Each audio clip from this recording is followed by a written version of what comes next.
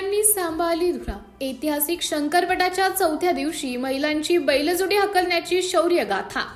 महाराष्ट्रातील धामणगाव तालुक्यातील तळेगाव दशासर येथे सुरू असलेल्या ऐतिहासिक शंकरपटाच्या चौथ्या दिवशी महिलांनी बैलजोडी हकलून नवा इतिहास घडवला।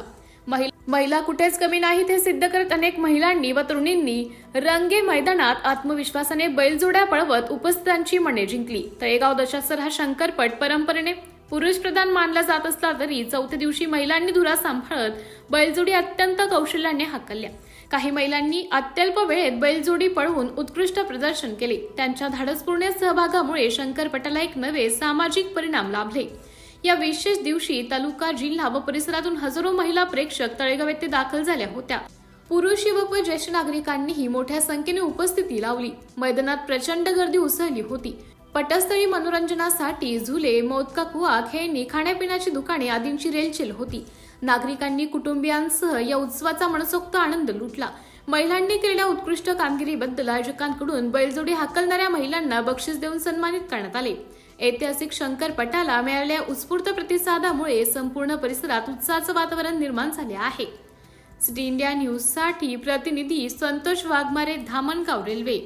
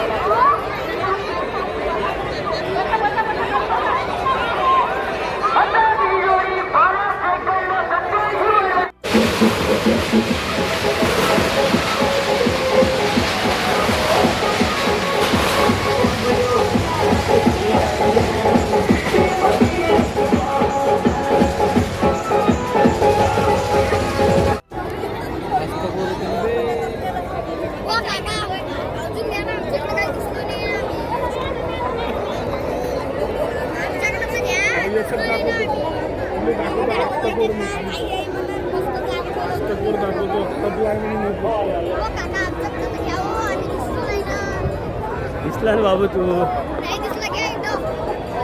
बाबू